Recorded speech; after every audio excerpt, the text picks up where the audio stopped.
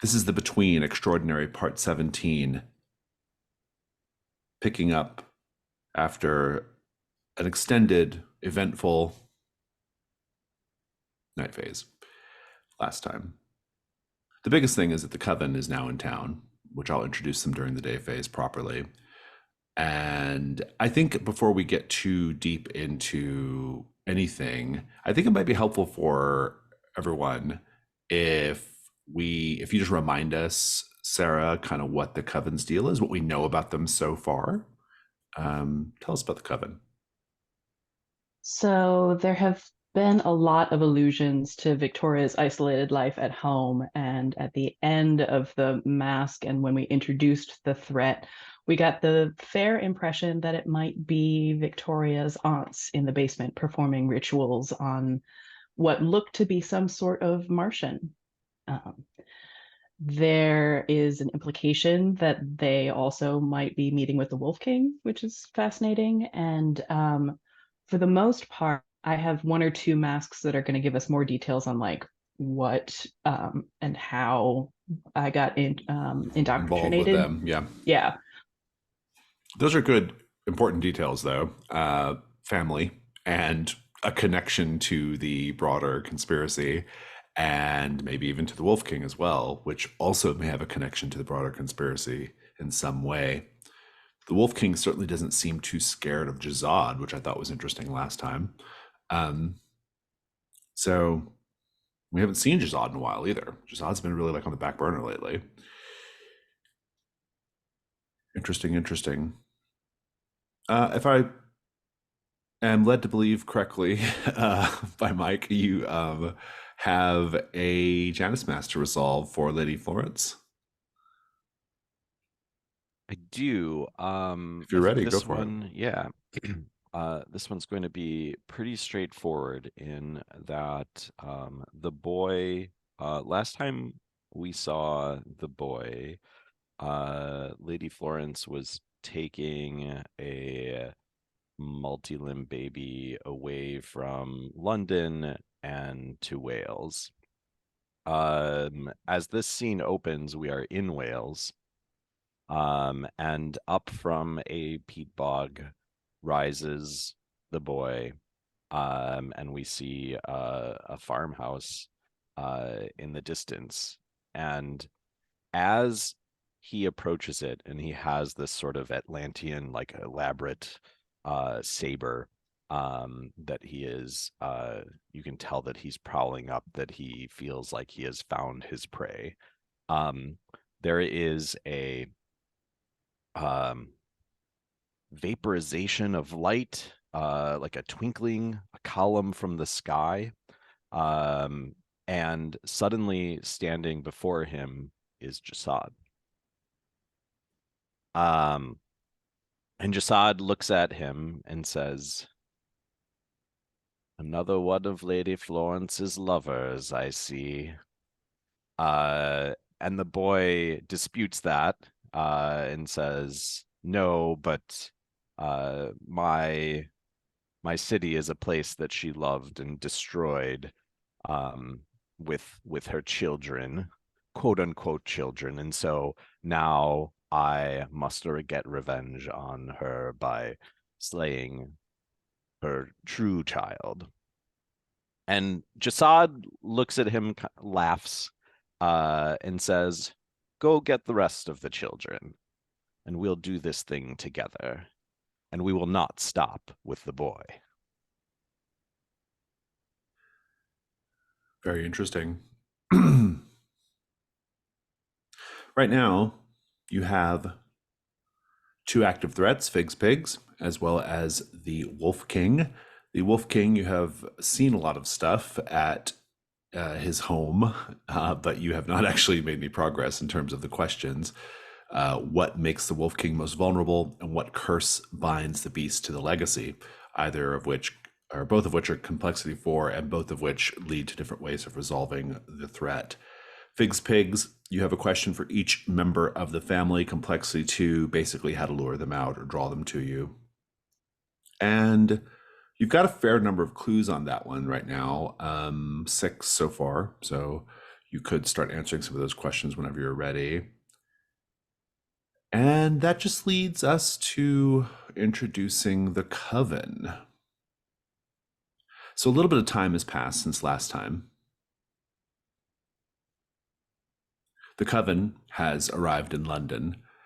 They are here in the guise of a group of fortune tellers and mediums calling itself the Fellowship of Dreamers. But you know the truth. They are evil, very powerful, and very dangerous.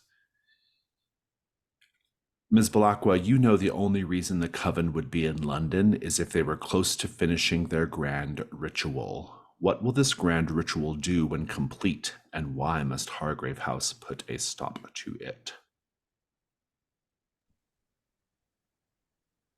The grand ritual, I think, is to harvest and combine some of this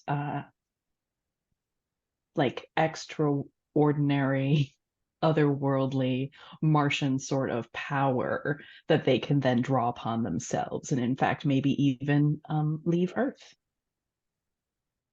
Very interesting indeed. You don't know where the coven is right now in London, but you know where they've been. The homes of several prominent members of society where they were guests before performing seances and tarot card readings at the homeowners' fates. You have some addresses from the last three places they were guests at: 14 Brompton Road, 6 Boscobel Place, and the Rutland Gardens Estate. You have one question here. When and where will the final step of the ritual take place? It's a complexity 6. It allows you to resolve the threat by stopping the ritual and or destroying the coven. I will also tell you that as a special rule, the coven can attack you from anywhere in the city. And so the coven is on the prowl. And so let's take a look at our characters as we get ready to do this day phase. A couple of you have a lot of conditions right now, Ms. Balakwa and Mr. Walsh, so you may want to do some vulnerable move scenes. Up to you. Definitely. Bring it on. So who's vice and where is this taking place? Well, Miss Balakwa's vice is rather untoward. Why don't you frame the scene and I'll join in? Alrighty. I feel like once again it's morning at Hargrave House, and I'm explaining some changes. Changes in my attire. You'll notice that I'm not wearing slacks like I usually am, but I'm wearing a kind of modified kilt. The kitchen has been redesigned a little bit. Like that hole in the floor is now kind of some tidy stairs going down. I say, I need to talk to you about I don't know, your treatment of the last guest that I brought into Hargrave House, and that I can't condone that any further. I brought in another guest. I've noticed that our clothing is sort of in tatters, and we're in constant need of repair and cleaning. And it seemed the best solution to a problem plaguing all of London to help Hargrave House is to let it live in the basement. By inviting Sally No Face to live here in the basement as our washerwoman and seamstress. But you don't get to murder her this time.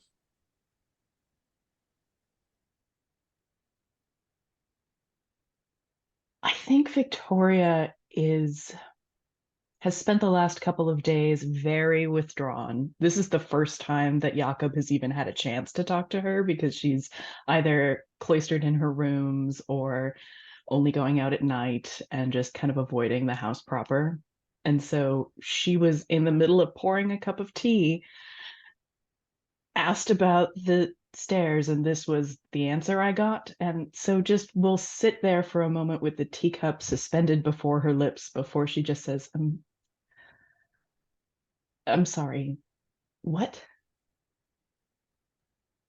You see, my condition's been developing further. It's no longer just the fingers, and I'm finding that other appendages are dividing. It seems to be my own true nature, much, I don't know, almost like a werewolf in the way that they supposedly transform and rip the clothes to shreds. I find that my slacks are in need of frequent mending lately, and I don't know how to sew. So So you brought a serial killer home to do your mending? a reformed serial killer. Ah, and this brings us to the crux of the argument. Jakob, please, I need to ask you something quite point blank, and it is not about Sally No Face. Fine, I have some unmentionables that need doing. And as long as you are the one that is minding her, and she doesn't come to drink my blood, take my face, or generally follow me into my room while I'm sleeping, then fine, fine. I won't kill her. But why? Please tell me, good sir, why do you feel the need to bring home and adopt every evil in the city?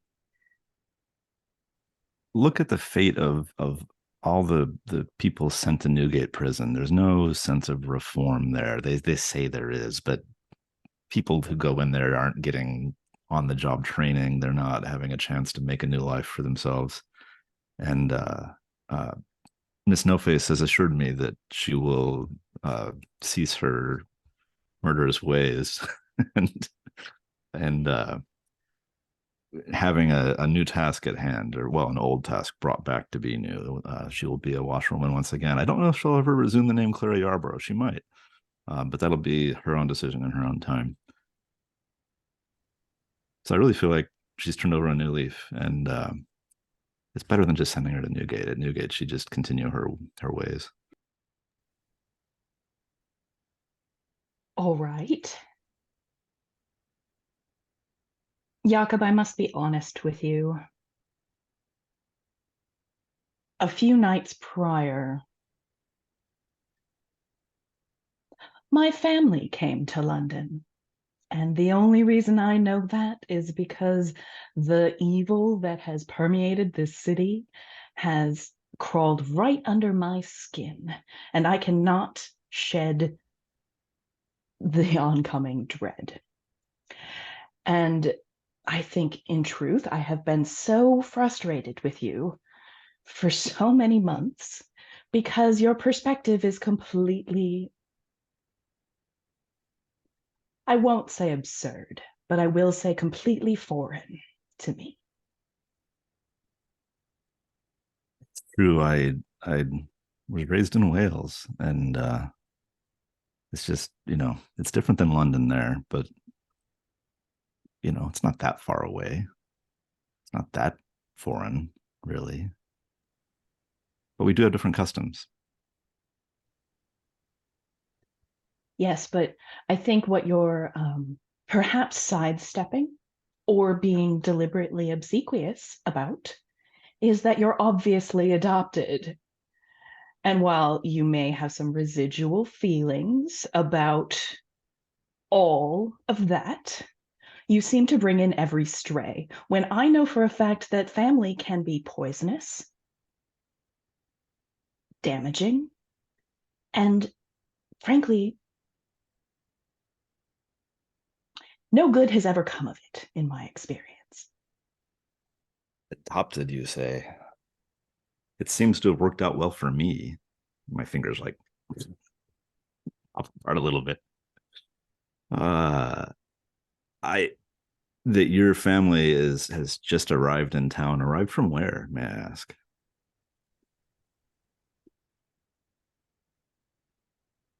It's not about the customs, Jakob. It's not about where you put your roots down. They're It's from the not, shadowy void, aren't they? said the man from another fucking planet.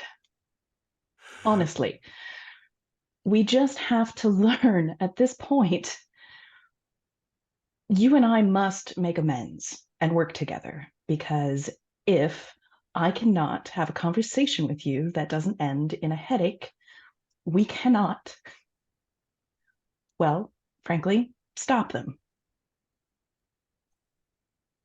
So you want us to overlook our familial backgrounds as we try to address a different family, the Figs, for instance. If you think that there is any reform for Obert, we're going to have a problem. But frankly, it's not about that. You and I have very different approaches, and we have to come to terms. And I thought by describing the horrors of my family that you might, oh, I don't know, form empathy with me as opposed to every stray charge or criminal or serial killer or vampire that happens to walk through the doors.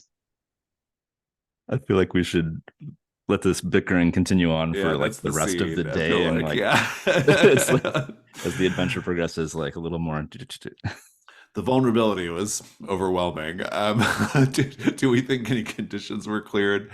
I mean, certainly, I think I would argue that probably Mark by Sally No Face is gone, since that's not really the circumstance anymore. Ms. Balakwa, I don't think you're losing. I think you're losing patience. Is still probably quite. I was working active. really hard to resolve it. It just unfortunately might be not until later on this evening when our argument finishes. I would let you make the case that Spirit and the Pigment probably just from just sheer matter of time and circumstances might have cleared by now. Please and thank you.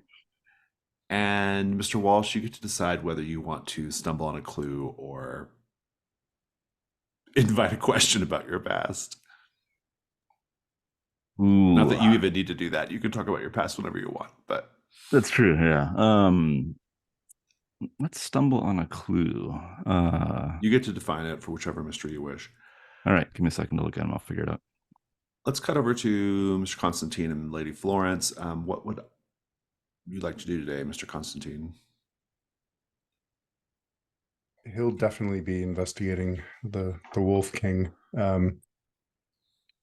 It's been a couple of days, but they were offered to stay at the house in Hampton. That's right, you were. I like the idea of you both just like kind of summering in that house, like maybe that's where we find you right now. I think that would be interesting. You haven't met your host yet, though. If you're both okay with that, I think that'd be a lot of fun. Yeah. And I am actually going to invite someone to for a little visit and tea here at the estate. Sir Anthony Reese Wood. Oh, very good. Expert in the occult and paranormal. I like it. Let's get some clues rolling. I'm going to go ahead and give you your 15th mastermind clue since you've spent a couple days. You've noticed in the various artworks and things that the Wolf King has collected, it's almost like a little museum because he's very old. He's collected a lot of stuff over the years. And so we've got relics from all kinds of, historical places. We've got lots of writings, a very extensive library. Among these museum-like things is a tapestry that hangs prominently in one parlor. This tapestry has taken you a couple of days to sort out, but you've finally put it together. The tapestry depicts Jazad's family tree. It's a Venusian family tree. There is a connection between Jazad and the Wolf King as well. Also, in your 2 days that you have been staying at the Wolf King's home, you've started to hear stories from him because he speaks to you in his dissociated voice, that he's been attending some rather excellent parties with a rather intriguing new set of mediums that have come into town.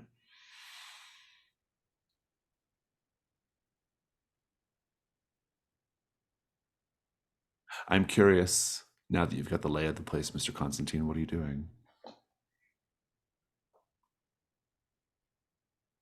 Obviously, a house as old as this and in use by someone such as this, the official floor plan wouldn't be all that there is. So Dom's looking for secret passageways trailing along the walls, looking for scratches in the floor that might indicate something that can move. Indeed. I like that as a scene. We can have that scene in a bit. Let's go ahead and have that other scene, though, with the Royal Explorers Club. And you said this is going to be Sir Anthony Reese-Wood. Yes. He's alarmingly pale, eyes as black as night. He walks with a limp. He is London's foremost scholar on the occult and paranormal. And he says, if I recall correctly, the house is called Kenwood House. Yes. He says, Kenwood House. You say you're the guest of the owner of the home, Lady Florence? Yes. Do you know the owner? I have never met them personally, but I know the reputation of this place, certainly, as London's foremost scholar on the occult and paranormal, though I suppose the work I get up to is maybe barely equal to what you get up to in Hargrave House. There's no shame in my admitting it. Oh, but you are an Wolves. expert in things that I have no clue on. Let's be honest, Sir Anthony. And that's why I've invited you here. Tea? Yes, that's almost certainly the case. So, why have you invited me here? It's interesting that you have not met the owner of this house, nor have I. And I'm very interested to learn a little bit more about him. He seems very elusive and manages to dodge questions and inquisition day and night. I love it. Make the information move with presence. You get 2 clues because of putting him in play. Or maybe I just give you 2 clues. Let me look. I just give you 2. I just give you 2 clues. There's no roll because these are Royal Explorers Club is a power move, right? Right. You just got to mark it.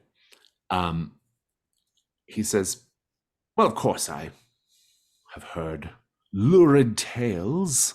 Is that what you've brought me here for? To tell you lurid tales, Lady Florence?" Yes, yes. Seems like it's too early in the day for such things, unless you are passionate about that subject matter like I am, in which case it is never too early in the day. Can you wait just 1 second?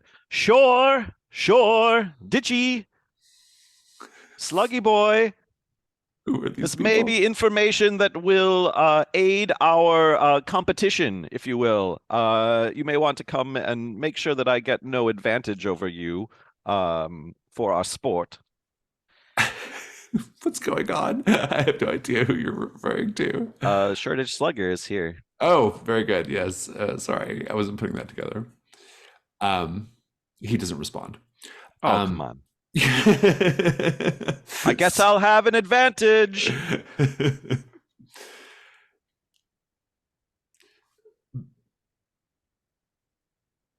Sir Anthony says, "Who are you hollering at, Lady Florence?"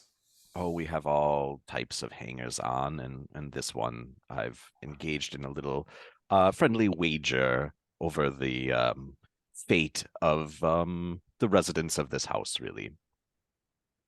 I do not understand. Don't worry about it, really. Well, you asked the question. It was a good one. The answer, of course, is blood-curdling in the extreme. I love it.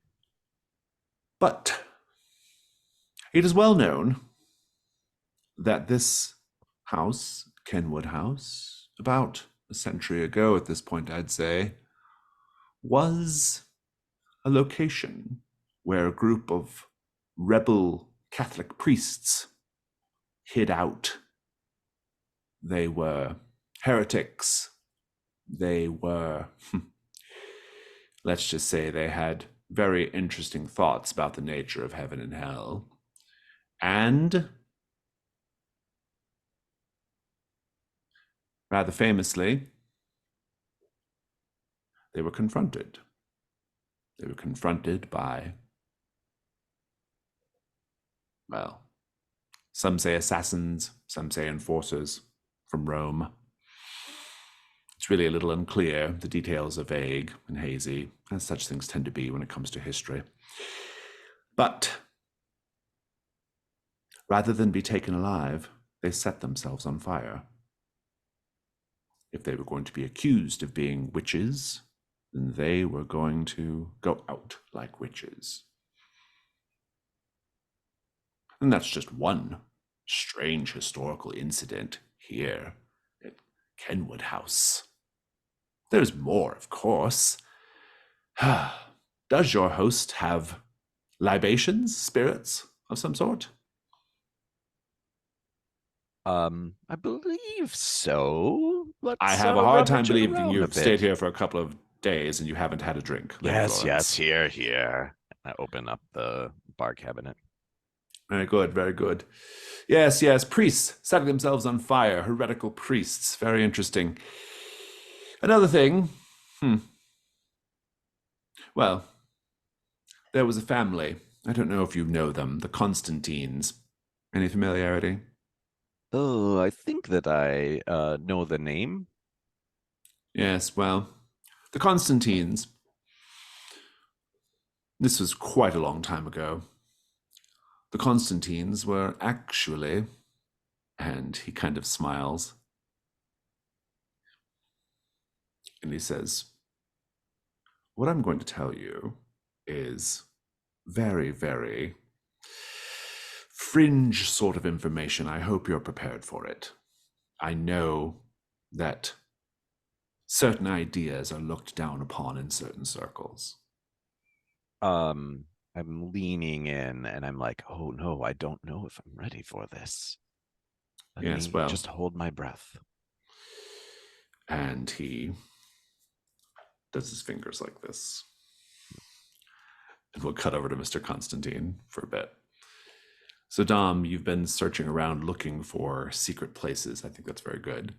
Go ahead and roll with reason, I guess. The information move. I don't think anything's gonna help me here. So 9.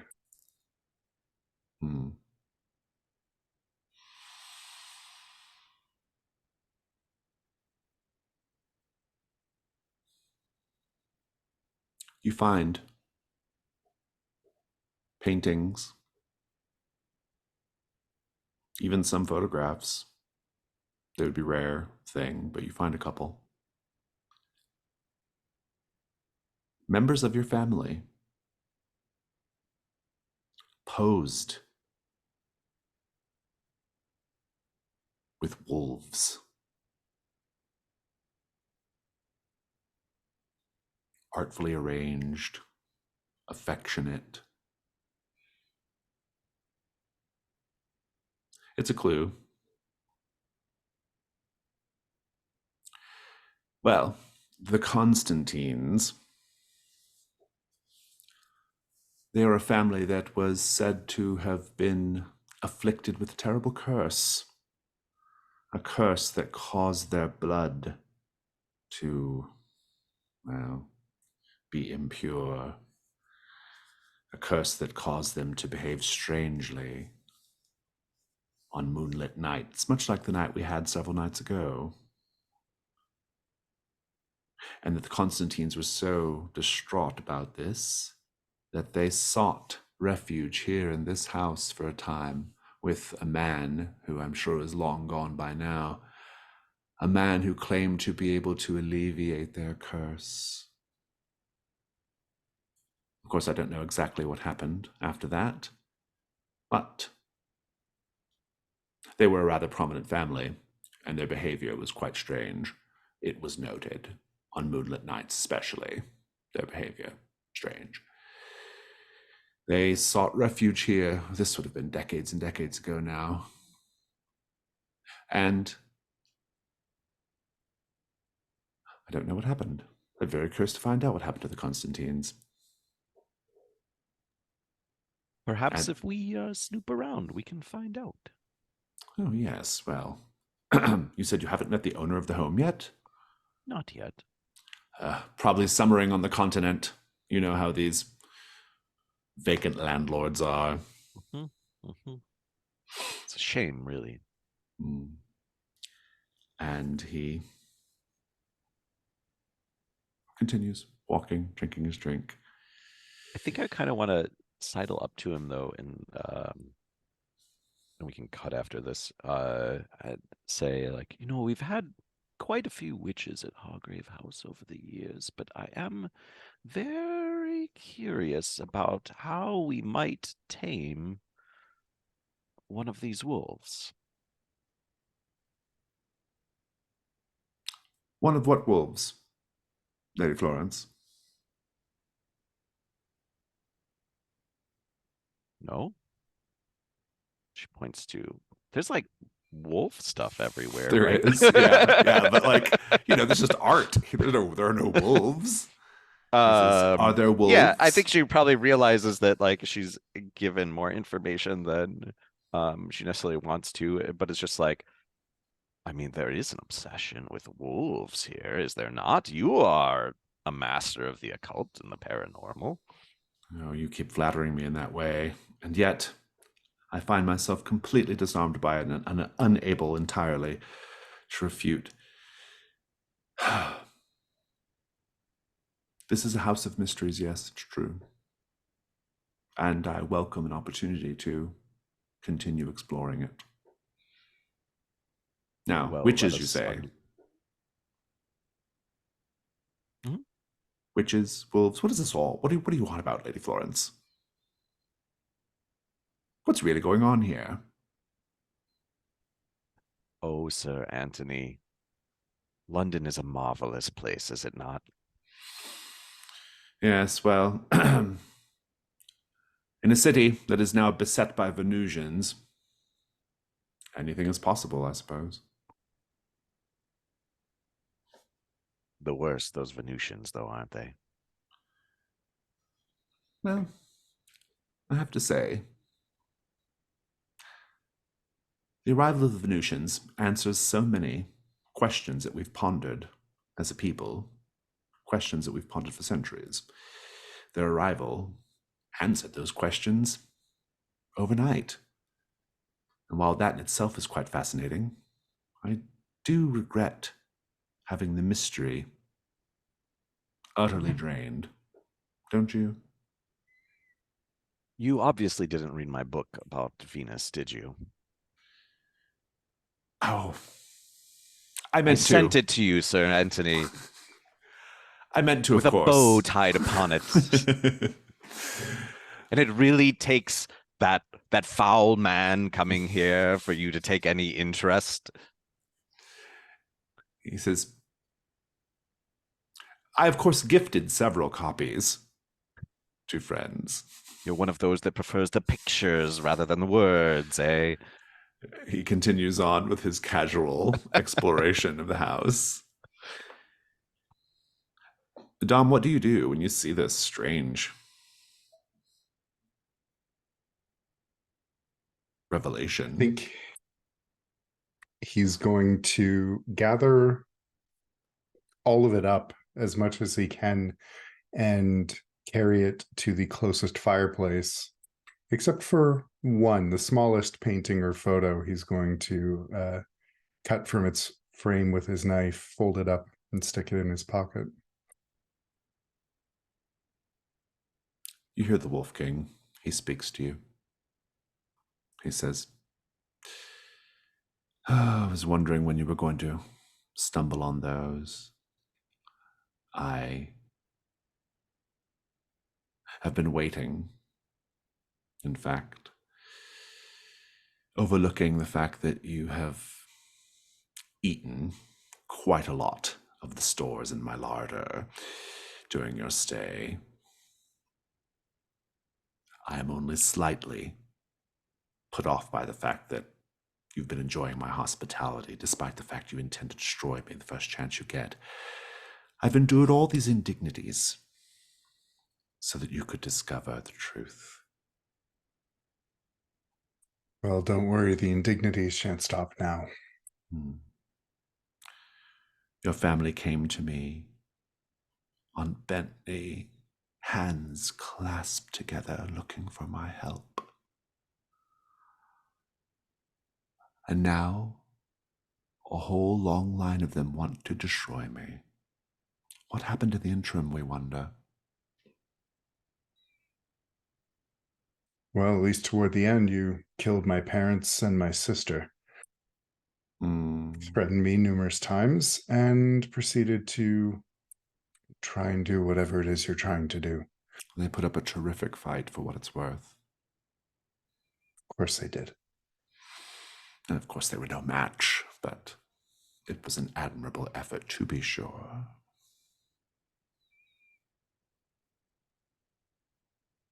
Yes, well, I don't plan on disappointing you. What of your friend, who spends every night at the window, wondering if tonight is the night he's going to die? He has an interesting death wish, that one, doesn't he? None of your concern. No. I don't think it's untoward for me to be concerned about my borders.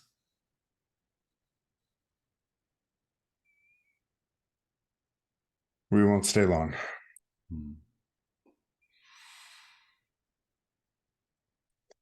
Meanwhile, Ms. Balakwa, Mr. Walsh, what's going on for the rest of your day? Or is it just this long argument? And what's the clue that you stumble on, Mr. Walsh? Yeah. So let me explain how it's stumbled upon. I am chatting briefly with Miss No Face, Sally, and I'm going to keep saying Miss No Face because I can see the reaction it's getting. Anyway, chatting briefly with Miss No Face and say, thanks for this kilt. The folds seem to help, gives me a little more freedom of motion and should prevent some tattering of garments. Miss Balakwa and I have chatted a long thing about family histories. Don't worry about it, but we're going to go investigate another family, the Figs. And when I mention the Figs, Sally No Face says, "Oh, are they still collecting the bloodstained monogrammed handkerchiefs?" And it turns out that at once upon a time, as Clara Yarborough, she actually did a load of wash for the Figs. And so the clue is a collection of bloodstained monogrammed handkerchiefs, but none of the monograms matched. I'll continue. I'll keep that scene going a little bit. She says, I'm actually quite familiar with the Figs' work. They do, well, their techniques are certainly more blunt than mine. I happen to be a rather subtle and careful and highly skilled murderer. But they bring a certain humor and irony to what they do that one has to appreciate. Of all the terrible murderers in London, collectively as a family, they're easily in the top 10. Well, I certainly can understand that you have a different level of skill that and subtlety that they may be lacking. I appreciate your great work here in Hargrave House, and I think that you have an excellent future here. I was led to believe that future would involve me being able to continue my experiments under the umbrella of Hargrave House. While I'm certainly content to use my rather highly skilled, delicate hands to do needlework, I would much prefer to use them testing the boundaries of cosmetic surgery. I understand, but I have to say that as sort of a condition, I know that you had a desire for Miss Balakwa's face in the past. I have to say that that's off limits right now. And Oh, further how experimentation, unfortunate. probably we need approval from Lady Wilton Davies, as this is technically Hargrave House is her property. So I'll arrange a meeting and we'll sort it out. I'm sure it'll be fine. She goes back to carefully cleaning her instruments, laying them out. Miss Balakwa, shall we go? Ms. Blanco, where are you going? What are you doing? By the time that Jakob gets back upstairs from this conversation, Victoria is no longer there. Very good. Where did you go? I went to find or track down the man in the sun mask. It's been a couple of days. She needs a plan because the coven won't go quietly into that good night. So I don't know if that's going directly to the palace or the opium den or where I would find him. But that's it's where really I'm going. funny. I just wrote a thing for Patreon that is coming out next month, and I think I'm going to use it right now. Heck yeah. But essentially what it is it's a checklist for these ongoing side characters. And I'm going to give you the checklist because you get to choose. Let's find this. Ooh. But this is a little preview for folks who follow us on Patreon. But you've got like 5 little options here.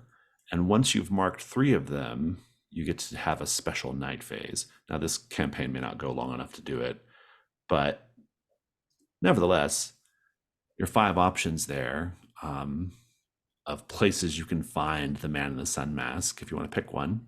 Let's take a quick 5-minute break. We'll come back and do that. Ms. Balakwa, where do we find the man in the sun mask? I think that we find him alone in his box at the Opera House. Very good. His private box at the Royal Opera House. It is a matinee performance, but you and he are the only 2 people in the theater watching this opera. Let's paint the scene, everyone. The opera being performed is surreal and difficult to follow. You've never heard of it before. Please describe one of the strange scenes in this opera.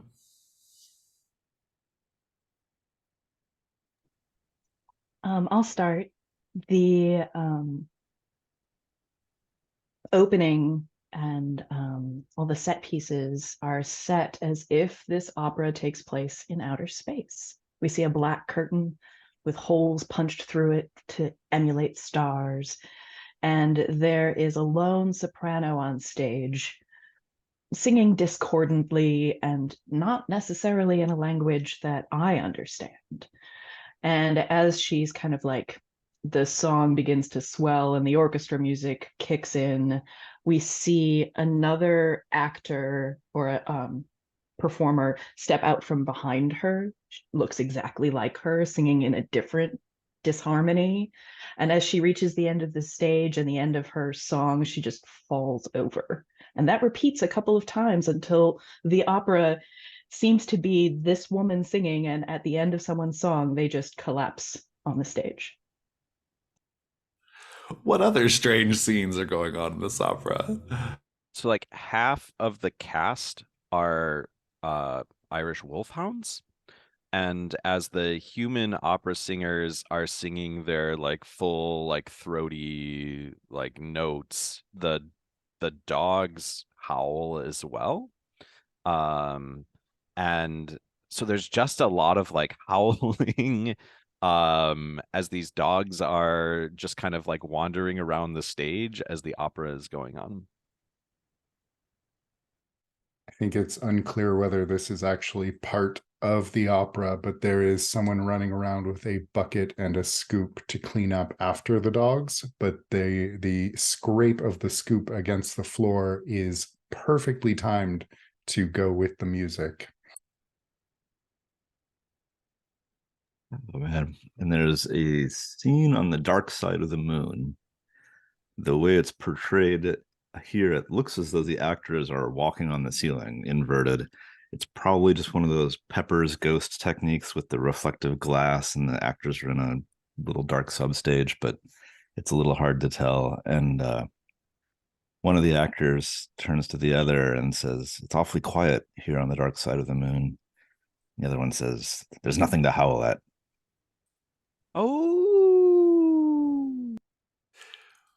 During intermission, the man in the sun mask turns to Ms. Balakwa and says, "It's an avant-garde piece."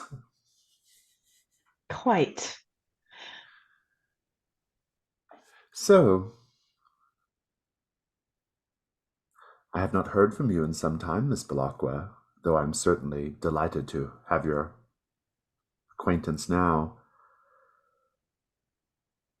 How goes things in Hargrave House? Well, I do appreciate you. There was no need to clear the theater, but perhaps it's better this way. I have been quite distraught. And actually, if you had been watching in on my doings, you would, well, have seen most recently while I suffered under the infuriating attentions of some doctor from Bedlam, who, in my opinion, was far too fascinated with his cannibal patient, but also has been struck mute, as I will allow him to speak eventually. Before that, you would have seen me in the afterglow of a Venusian princess whose ministrations are lovely, but she has none of your sense of your decorum, who actually at this moment is gone back to Venus to undermine her resplendent father, who both looms above our heads and somehow resides in every aspect of London society. And my family has returned from whatever plane they were traveling on, and now I believe all of this is finally coming to a head, and I desperately need your help. You can have the information move with presence. Because he's helping you answer questions about other worlds, you get 2 clues instead of 1 if you succeed. So go ahead and roll. Okay, and then I think, yeah. That is a 9 plus 3, 12. Very good. You will get 2 clues. You've posed lots of questions or posed lots of scenarios, so I'll just pick which active mystery they're assigned to, unless you have any requests. I think so. I might then, in a hushed voice, lean over to him and say, on a fragrant plain, I met a future version of a British man who has no knowledge of our intergalactic interloper and thought I must be some sort of chronic lunatic. And this gives me urgent hope that all of these oncoming omens might be somehow avoided. Can you help? He will. We'll come back to the scene. Let's have one more scene with everyone in your various places. Mr. Constantine, what are you doing right now? To my fellow hunters, how do we feel about throwing a party tonight? Parties are always fun. At Kenwood House or Hargrave House? At Kenwood House. At Kenwood House. Okay, very good. Victoria may or may not be there, but I think it sounds like a fun idea. I think Dom would be. I think he'd want to speak to Lady Florence about this idea. He probably wasn't thinking about it until the Wolf King talked about how much he's been overstepping, so he's already crossed that line. Might as well take a leap. Throw a party while Dad's out. Maybe do a bit of redecorating. Let's have that scene. So I think the smell of the burning paintings lingering in the air. Dom will stalk out of the drawing room and just look around until he finds someone. And unfortunately, it's Lady Florence. Will her friend still be there? The expert? Do you want him to be? It might be interesting for him to meet a Constantine. Yeah, that's what I was thinking that too. Mm. He says, "Are you burning artwork, sir?" Oh yes. Do you have anything to go in? Well, this is certainly it is a house with a history of burning, I suppose. I can hardly be surprised. And I think this is, if you could see the light bulb appearing over Dom's head, it has just appeared over his head. And he I'm will say, Sir Anthony Reesewood. He goes to shake your hand. Dom will look at him, look at Lady Florence and say, Dominic Constantine. Dominic, I'm sorry, what? Constantine. He looks back at Lady Florence. You are very sly indeed, Lady Florence. I didn't know there was any relation, really. I still don't. Well, I don't know if I should be irritated or intrigued by this revelation. I feel at a bit of a disadvantage. Well, it's just that your family has, if it is your family, has a very long and colorful history with this home. And So it I've been looks hearing. like perhaps you are destroying some of that history. This is getting so, by equal measures, complex and fascinating. Well, I do so like to keep my friends entertained. Speaking of, Lady Florence, I have a brilliant idea. I love brilliant ideas. Let's invite some friends over. A party? On the Indeed. spur of the moment? Yes, all the best parties are. Interesting, interesting. You should talk to Sir Stuart, Lady Florence. He can certainly help you pull something together in a hurry. How big is the guest list going to be, Dom? As big as we can make it. Ooh, I love a big party. And is there any grand finale that you have in mind? You've just given me, well, your friend here has just given me an idea. We'll light up the night.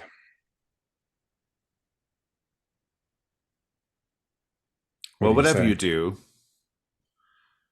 I've been hearing stories about this incredibly dull Welsh solicitor who's managed to find himself in certain social circles. I hope you don't invite him. Well, I suspect even if I did, even if I didn't, he would arrive anyway. He follows us around like a lost puppy. Oh, so you know him then? I am lucky enough. That lad is not dull, Sir Anthony. Oh? He has more secrets inside of him than you have in a single one of your fingers. He looks at his finger and he says, well, I never. And then he sits down and drinks tea. And I pour In the some meantime, liquor Lady into- Florence, have you seen the slugger? I called him earlier. Did you did he show up, Sir Anthony? You were snooping around as well. Have you seen The slugger a... can walk into the parlor and he says, "Tonight is the night. The night You that's said been that about foretold." last night too. He's drunk already. Well, tonight is definitely the night. This is the one. He walks Well- right up to Sir Anthony. "Tonight is the night I die." Dom's going to just kind of gently take him by the arm and say, "Unfortunately, we have plans tonight, but perhaps tomorrow." No, tonight is the night. Fate has laid claim to me. My strings are going to be snipped. This is the end of the line. I am awaited in Valhalla. That's a lot of mixing of mythologies there. Perhaps I whisper to Go Sir ahead. Anthony, he's going through some things right now. So, party tonight. Very interesting. It's interesting because you're only allowed to say which side characters show up to the party, not which threats and dangers show up to the party. But I like the idea of trying to get the Fellowship of Dreamers, this troop of mediums, to show up to your little shindig because they have been making the rounds. And so I'm kind of really open to that. And of course, this is the Wolf King's home, so there's a good chance he shows up as well. I'm curious about the rest of that guest list. Who else do you want there?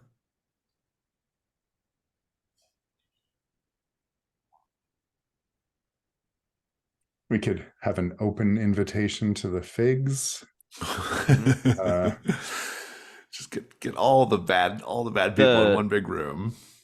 Yeah, the other wolves, how do we invite them? I might presume that they're neighbors or living in the hen house or the gate house or something like that.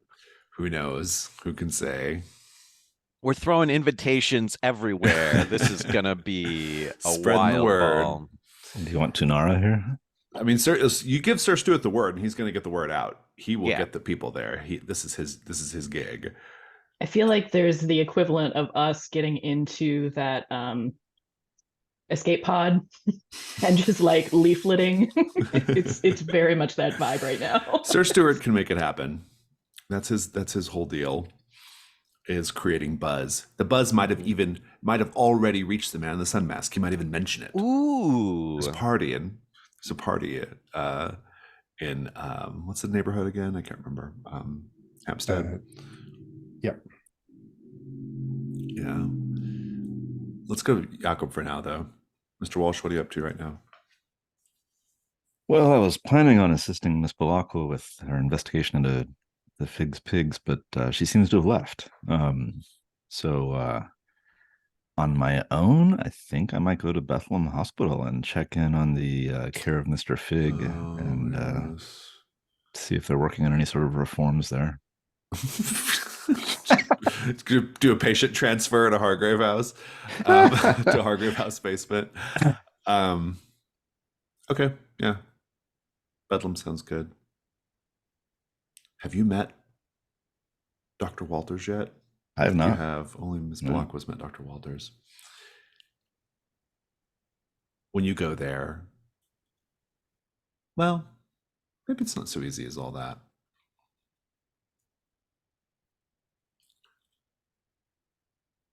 I think you're on your way when you realize perhaps it's your Martian intuition coming alive. You're being followed. What do you do? Not yet there, right? You're not there yet. This is just in this city.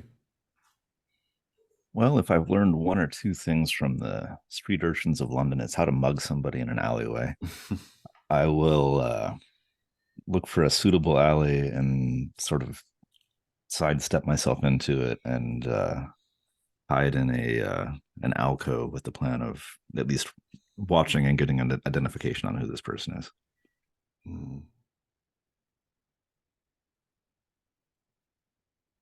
I think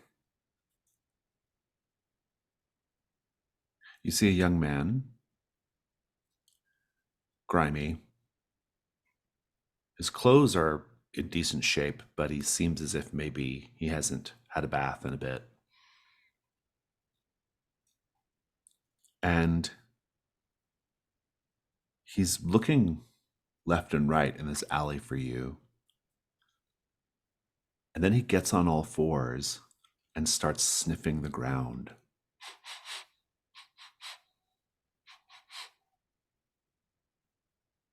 What do you do?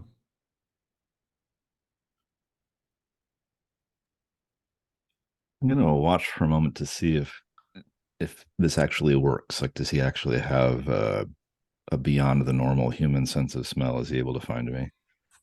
Make the information move with composure. And it's a little early to adopt him, Sarah. I see that message in the chat. Make the information move with composure and you could probably clear your exhausted condition as well. I don't think you need to have that condition anymore. You're probably fine. Yeah, where are we at here? Composure. So 1. So that makes it a whopping 4. Mm, The dice continue. indeed. You hear him down there and he says,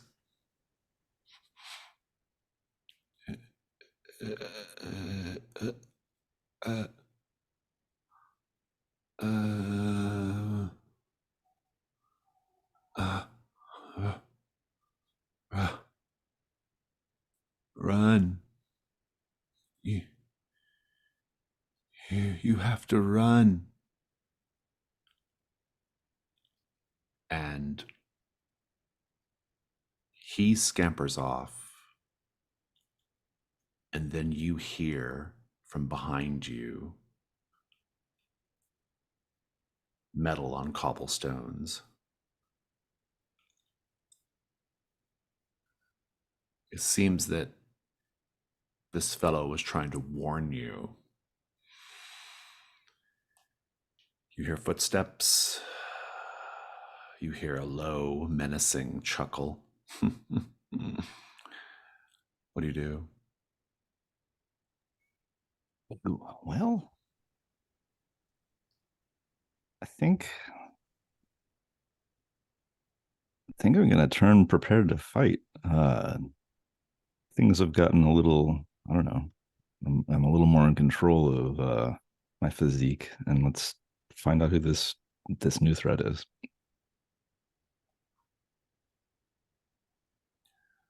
Let's cut over to Ms. Balakwa and the Man in the Sun mask. Oh, you clues. Out of character, are there particular mysteries you want me to focus on here? Or threats? I don't think there needs to be. I think that you can Okay. just pick and choose as you wish. He says,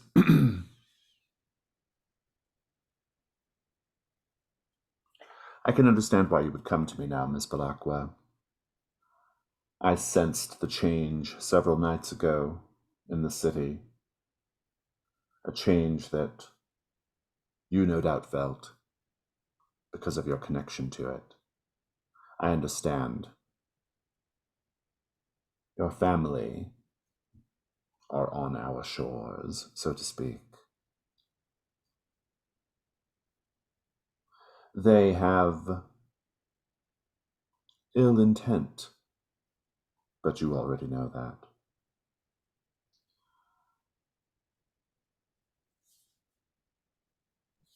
They will, if given the opportunity, create a bridge between the cosmos.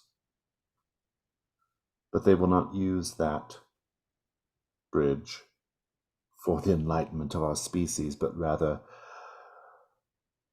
for their own personal gain and power. It's a terrifying thought, but you know that as well, don't you, Miss Balakwa?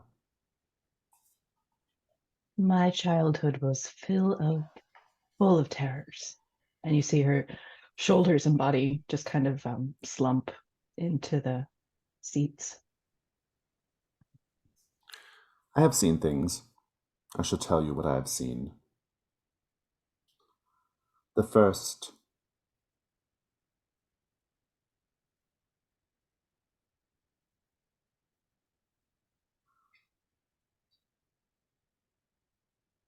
all of my dreams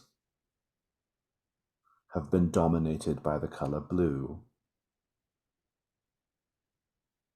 I happen to be the sort of person who can control their dreams. I have a great deal of lucidity as I dream, but I can never shake the color blue.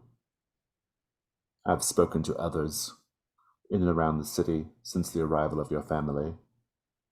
They are also having the blue dreams.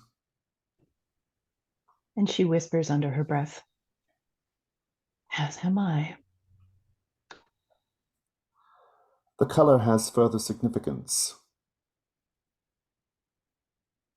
There have been appearing all over the city doors, blue doors, perfectly rendered with paint, but very convincingly so that you almost want to reach out and open them. I wonder where those doors go. I wonder if it's even possible to open them, metaphorically speaking, or metaphysically Of course. speaking. More likely.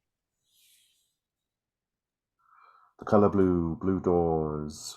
You well know, probably more than anyone else in the city, that color has power. Well, yes, I was stuck with the green for so long. The blue is, well, A refreshing change of would be, pace. of course, if it wasn't connected to the vile evil of my aunts. Oh, I appreciate this information, and I also appreciate our long-standing frankness. In fact, from the very first day we met upon those opium den pillows, I felt like we could always speak frankly to one another. Is this something you want to tell me, Miss Belacqua? I have been hounded by those who wish to possess me my whole life, the spirits that follow me, and, well, every buffoon in this city who catches a glimpse of my face thinks that they might have their way with me. But in truth, I crave your distraction. Can you give me what I need? I have gone by many names over the years, Miss Belacqua. I have worn many masks. I have assumed many identities. I have been called the Wanderer, because that is what I like to do. I like to wander.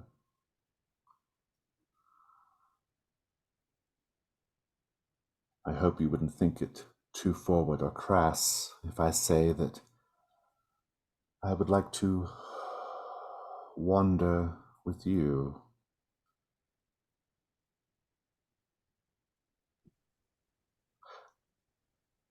I would like to explore the possibilities. I would give myself to any of those possibilities for the rest of the afternoon. As we are by ourselves, I don't think we have to worry about decorum.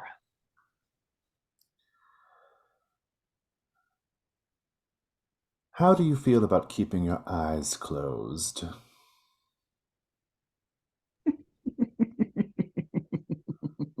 Not because of any particular modesty on my part. It's just less complicated that way. I'm quite comfortable in any manner of darkness.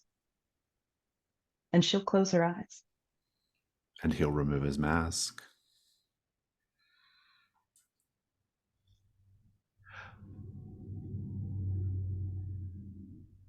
let's have the scene with Mr. Walsh.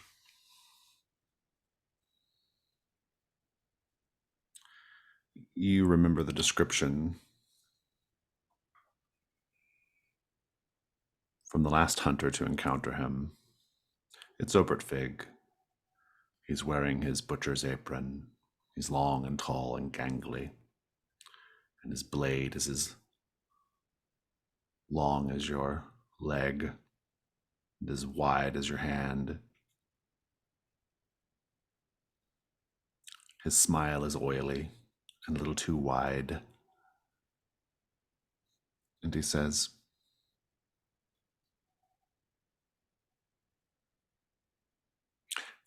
"Oink, oink." I'll say, "Oh, it's you. I've heard about you. Not at the same caliber as one hears about somebody like Sally No Face, for instance, Oink, but oink. I feel like there's a chance that maybe the children will sing nursery rhymes about you one day."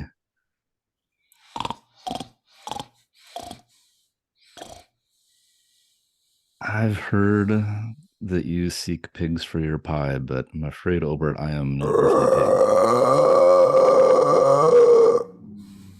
Trying to summon the hammer of Gontos and try to shatter his blade."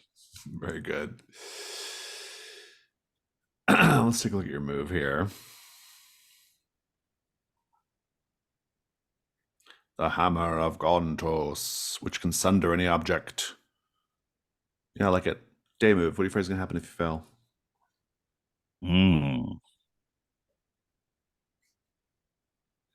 I shatter the building next to us, and bricks collapse, and who knows what happens from there.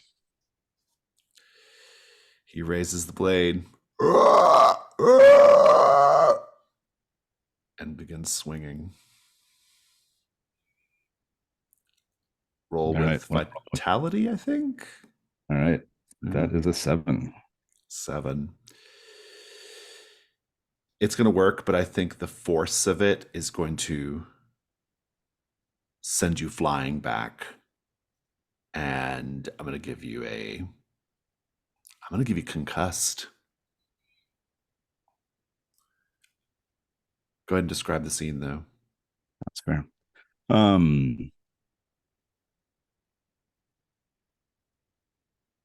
Well, I mentioned that I'm no earthly pig and kind of do the, traditional Martian finger splitting, calling forth the powers, and this swath of energy comes down towards this blade, but I overdo it. I'm getting a little too confident, perhaps, and smack into the side of the bricks of the building adjacent to us as well, and the wall just comes crumbling down and bashes all over me.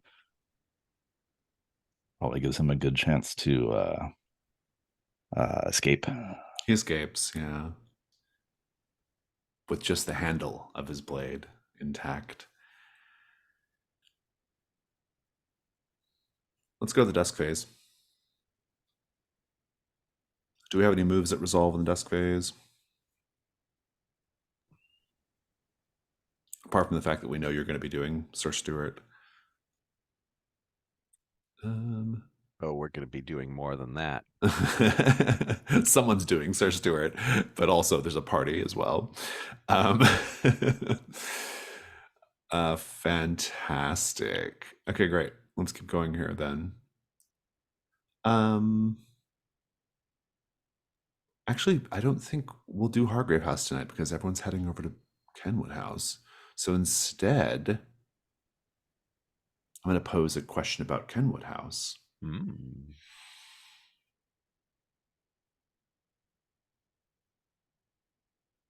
What do we see in Kenwood House that shows the Wolf King is wantonly cruel?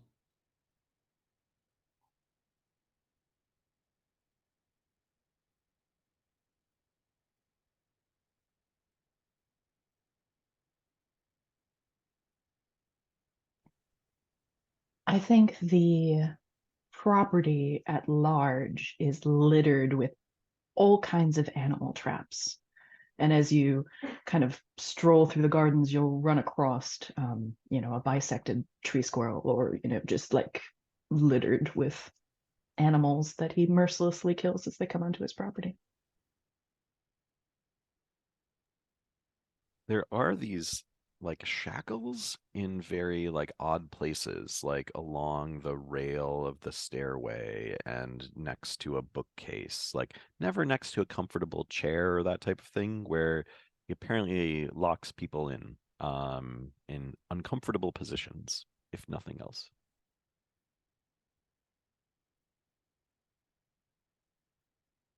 At the large dining table, the head of the table and a few chairs to either side are plush and inviting, but everything that would be presumably for guests is so uncomfortable that people leave almost pained as they straighten their backs and stretch their legs. That one's terrible. Ow. Just thinking about that. Um, you know, you can have a fireplace poker with an antler handle. The at the various fireplaces, there's bone handled tools, but the bones still have like bits of sinew on them, as though they were just like yanked out of a living being and then attached to the metal part of the handle or metal part of the tool.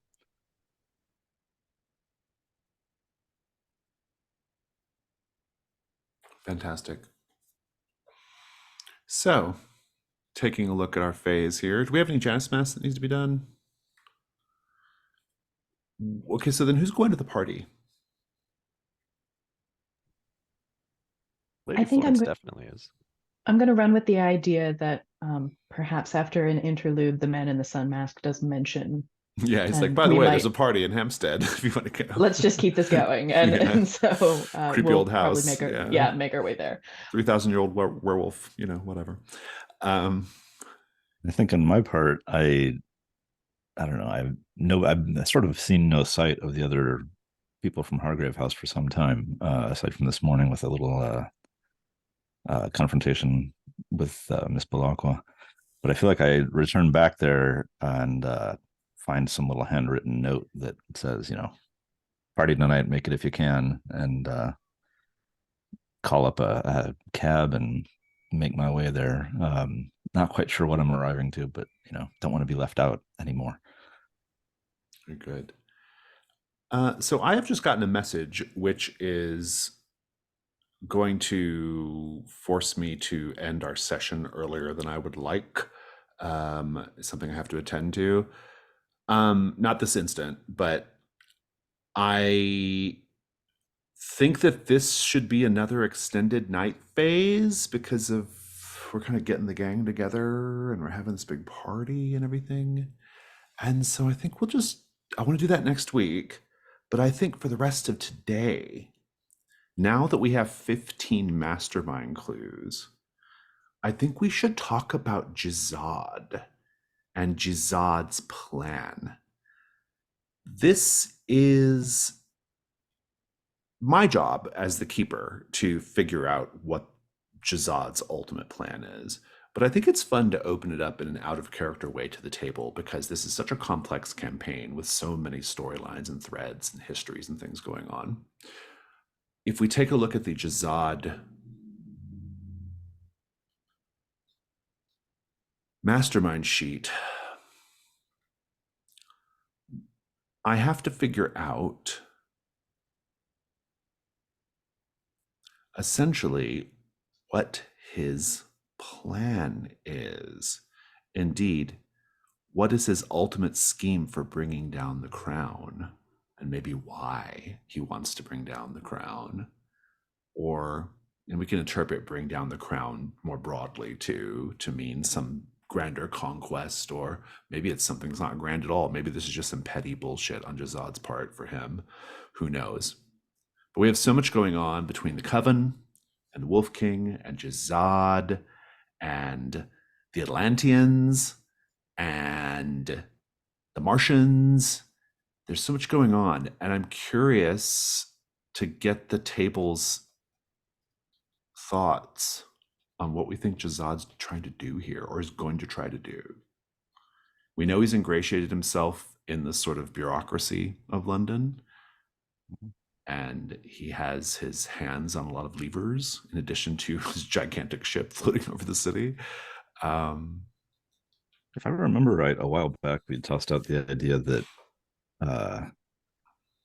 in the end he was more after the Atlanteans, seeing them as the major power on Earth, and that I can't quite recall the details, but something about going through going through England, going through controlling the crown was the way to then get the leverage over the Atlanteans. Does that ring a bell for anybody? I remember that. Yeah. I had a wild hair idea several sessions ago that kind of had an ancient aliens flavor, because the Venusians are so slight and they have such like the technology and society. But if they came to England, let's say in a Dark Ages sort of century, they were just beaten back by the sheer brutality of it all. And that it's petty. Jazad's back because he's going to take London this time because he knows how to get into the societal levers and start conquering that way.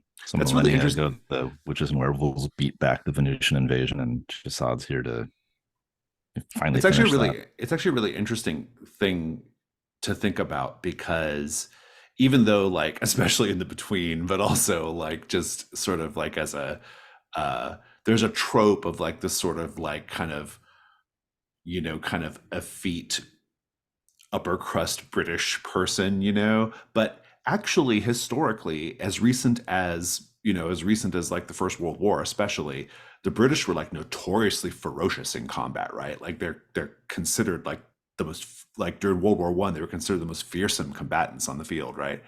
And so I find that interesting that Jazad didn't like faced more resistance than he thought he was going to get. That's an interesting angle. But yeah. Well, just to just to add another element or tier to this is that Lady Florence essentially had an affair with the King of Mars and a child who is Jakob, while in a relationship with Jazad. Yeah, there's the Jakob angle too we got to account for. Yeah. And then one of the other details that I'm thinking about too is that there's a portal between Venus and Mars, but there's not a portal between Earth and either of those planets, presumably, yet. Right. That's how, Lady Florence wandered into Mars. So there might be something there as well. Like he wants to open up a portal. What if the portal is needed to Mars because the Mars that Jakob is from, that Lady Florence went to, doesn't exist yet? Because we've already seen some time travel with Phineas. That's why he can't just float over to the planet and take it over. Or it's an alternate Mars, or a phase shifted Mars, something. That's really interesting in light of Flag, right? Because Flag was trying to open a portal, right? But he was doing it to get rid of Jazad. But presumably when he was working with Jazad, he put these plans in place for opening interdimensional portals, which is why we got the monochromatic men threat, right? That's where that came from. And so that's intriguing that this has always been kind of the thing, is the opening of a portal. Interesting. It's tying into the bridge the Coven wants to build. It's tying into Phineas not knowing that the Martians were even a thing. So having those alternate dimensions ties a couple of ribbons around it. It does. Yeah, it's really interesting. So you were thinking he wants to open a portal from Earth to Mars, or to the version of the universe where he can take over the more technologically advanced Mars. Oh, I see. Oh, interesting. Well, because for some reason that has to be in London specifically. Well, in our timeline, he has, or in this reality, he has destroyed Mars, right? Because Jakob is the last Martian. And so maybe there's maybe there's like maybe like there are more Martians and they're like hiding or something. They've gone to a place where he can't reach them. Could he be worried that Jakob would open a portal to a time when there are Martians and be Ah, able to like bring up a new era of Mars? So it's not that he's trying to open these portals, it's that he's coming to try and shut them down. oh, that's interesting. He's worried about what Jakob can do. Oh, that's intriguing. And Um, now there's this witch thing that he finds out that they're also like building these bridges between, and he just wants Mars gone. Like he yeah, is done with that. Yeah. that's interesting. That's interesting. In that case, Maybe the he's actually vault like of he's actually on side vis-a-vis the Coven, right? I mean, yeah. what if the vault of Tarthor is like Mars's safe room? Oh yeah, yeah. Jakob can open it once he gets enough keys, and this would usher Mars back to its full power in our world. Oh, so he's trying to prevent that. That's intriguing. Like Jakob is a literal portal to the to the resurgence of Mars. So what does Atlantis have to do with that? That's a good question. I mean, Lady Florence and Admiral Flag in combination have kind of decimated Atlantis. Yeah, yeah. There's not much of Atlantis left. As I said, the only thing I think is just like, I mean, we know he's got like Atlantean allies because of Sven and now the Mhm. boy, and so maybe that's just the main connection. Maybe Atlantis is just he's just got they just have a grudge. There's just A way to muster more forces. yeah, that- yeah, yeah. It's interesting. What was the Atlantean technology level? Can we say that there was something that Jazad needed from them, like a tool or a piece of technology? Mm. It it might be not so much the technology, but the territory. That this is like a by land and by air and by sea thing. So the Atlanteans cover the sea. He covers the air essentially, but he needs like, and so the London aspect and what he's doing there is the Mm. sort of like force on the land because he's trying to corner Jakob here and eliminate that. And so he wants to make sure that like anywhere that there is British power, there is no way for Jakob to escape. Mm. That's interesting. I like the basic idea of Jakob being the portal that has to stay closed. I think that's really intriguing. I like the idea that like Jazad came here looking for said portal, didn't know exactly who or what it was. Maybe he didn't, maybe he thought it was an actual physical portal, not like a person. And now he's like slowly come to realize what's really going on. And what do we think Tunara has to do with all of that? She supposedly left, right? I was told, well, I was invited to go and help her overthrow his His reign like in government Venus. Yeah. on Right. Yeah, Venus. she was like doing coup while he's here. Yeah. So I feel like what she's doing is not only classically undermining her father's wishes, but also, I mean, she sees these portals as opportunities and doesn't Mhm. necessarily think they should be shut down. That there could be some sort of, yes, essentially the Wagner The Group. Wagner Group. Uh, interesting. That's really intriguing. Okay. All right. So it's interesting because it's almost like the um I think it's interesting that like the Coven and Jazad might actually be at cross purposes. I find that intriguing, which means the Wolf King and Jazad are probably at cross purposes, right? That's really interesting. It's interesting the idea that you might have to temporarily ally with Jazad to take them down. And then when Jazad turns on Jakob, you're gonna have to face Jakob or face Jazad. So yeah, that's an interesting like kind of thing. But I like the opposed nature of it also because of the nature of the between game we're playing, mm, that the witches and wolves that are more familiar to this particular like Penny yeah, Dreadful yeah, vibe yeah. are literally fighting the Yeah, external like extra dimensional. yeah, and we've been on their territory for the past few sessions, and so it's kind of interesting. Yeah. Okay, these are all good ideas. I'm into it. Because I'm gonna have to start formulating what the ultimate kind of end game is with Jasad. But next week we'll have this party, and you should be able to gather a lot of clues, maybe even resolve one or two of these threats, and then that'll probably put us like basically 2 sessions away from starting the mastermind confrontation. And so we probably have about 3 or 4 sessions total left in the campaign, by my estimation. It depends on how quickly you get working on Wolf King and Figs Pigs and all that. But yeah, I've got a couple minutes if we want to do Stars and Wishes for real quick.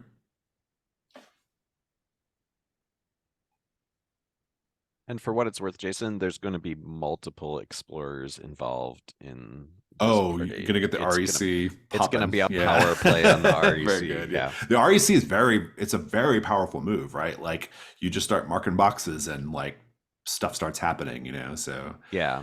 And now's the time to lined up that there's not going to be a huge penalty. Yeah, because it's it's really great in your particular situation right now because you have very little Janus Mask left, and so now is the time to get a bunch of free hits, right? Yep.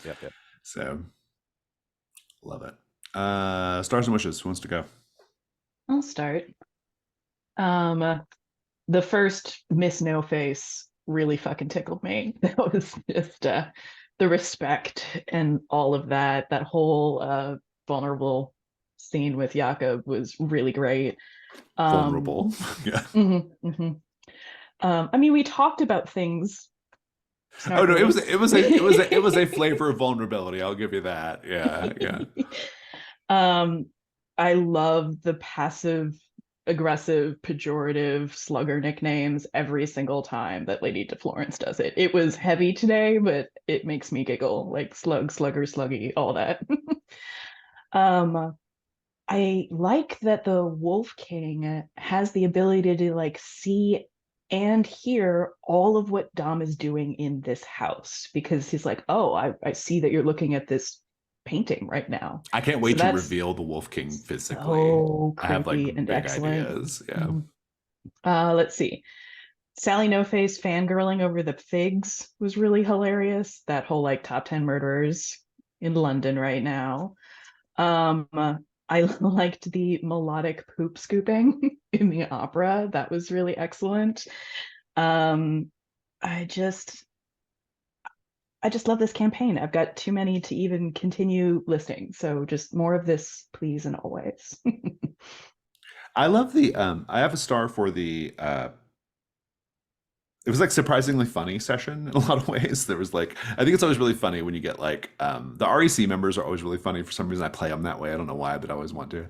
And so that whole scene with Sir Anthony was really enjoyable. Just all that little back and forth. I really actually liked the Man in the Sun Mask and the Lady Balakwa scene. Like the Man in the Sun Mask's idea of like courtship and romance is so odd.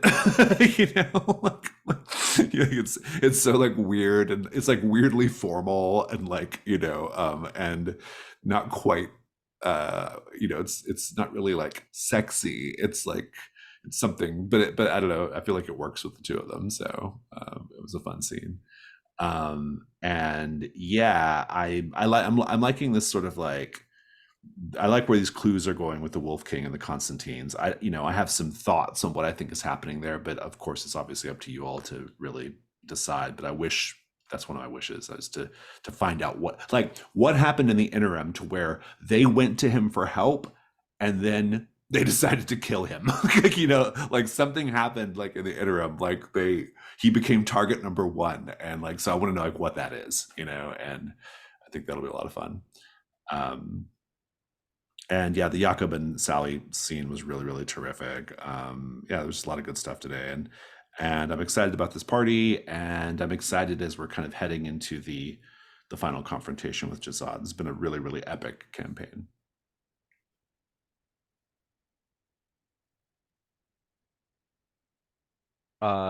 Stars for the Jakob and Victoria. It's all about family sucks conversation. I think that's maybe you've had that discussion before as well, but I think it's always nice, and there's so many layers now that it was really cool to between the Constantines and Victoria, like your family, as well as the revelations on Jakob's side, as well as the figs pigs thing, like that all like is just very complicated and fun to just kind of like see the characters, hear the characters unpacking that in some way.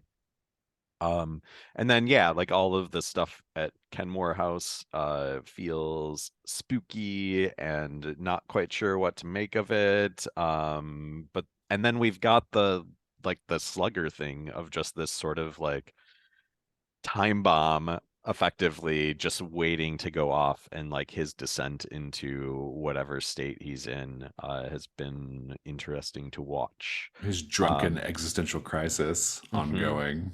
Yeah. Star to the new little mechanic checklist NPC thing that got the debut. That was really cool, and I really enjoyed how it ended up being effectively like an echo in the day for us all. Like there's so many like references to what was going on in the recent sessions and that type of thing. That was a lot of fun to lean into. My wish is for this party to be a real blast. And that's what I got.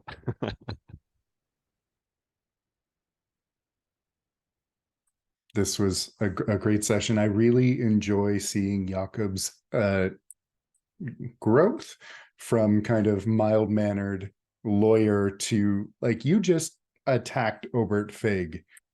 That was cool to see, and I like the you're really coming into his own and all of his abilities and owning it, and that's really fun to see. Dom would give you a nod of approval and never talk about it. I really enjoyed getting to see Lady Florence talk with the occult expert and pretend not to know a Constantine. It was just a great little scene. And also I'm super happy that you're on board with this party. That I think it could be just a lot of chaotic fun.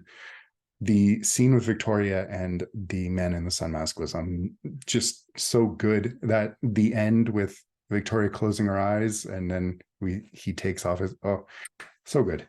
I'm really looking forward to the party. I think the theme of family has been so interesting for all of the characters.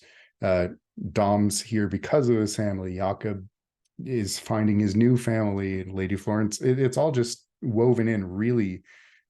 It feels like it would have been purposeful if we had planned for it, but it's really good. Looking forward to what happens next time. Oh, and also big star for Obert's noises. Can't forget the noises as much as I want to. Nice.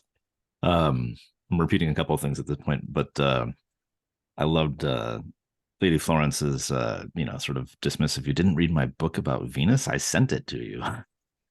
Yeah, the idea of her, I don't know, all the different things that she's done, and that she's not received the acclaim that society should be according her. There's a mountain range in the ocean named after her, by God.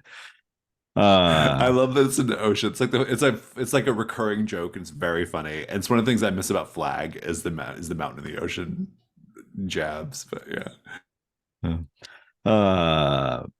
What else? Ben, as you described, the light bulb appearing in Dom's head with like burning. This house had a history of burning. Was terrific.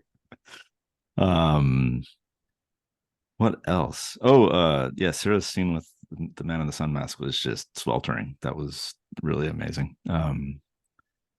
Speaking of burning houses. And the drunk nihilistic slugger. I can't believe that he's still with us. You think he's gone, but then nope, he's around for just another round. So it's been terrific. A wish. I kind of hope we see some more Atlanteans before this is all over, or at least a Zeppelin destroying parts of London. I want to see that epic sort of space opera ridiculousness. Ooh, like Atlantean ships landing in Cremorne Gardens, just like jetties pulling up out of the ocean. Yeah, that's the part that I have to really sort out with this planning for the final confrontation, because we haven't really touched the whole Sven thing in a while, and like Flag being off the board changes things a little bit, and so like there's a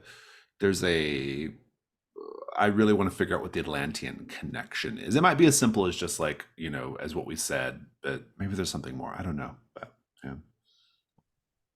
Got one other idea for you to maybe think with as you're planning out the mastermind plot. Is I've hinted in some of my letters from a home that there is a pregnant woman named Becca who might have the next Martian baby. Just may Right. or may not know about Yeah. what would end up being Lady Florence's grandchild. Yeah. So The ties into our family themes really well too. Mhm. It's good. Oh, I did not give a wish. So I would say that I'm looking forward to this night phase because I took Beacon in the dark for my next advancement. Mm. And I feel like that's going to have some fun. Wandering about the ways to- party. Yeah, that'd be great. Yeah. Like that. Any other stars or wishes? Okay, then we shall wave goodbye a little early, but that's okay.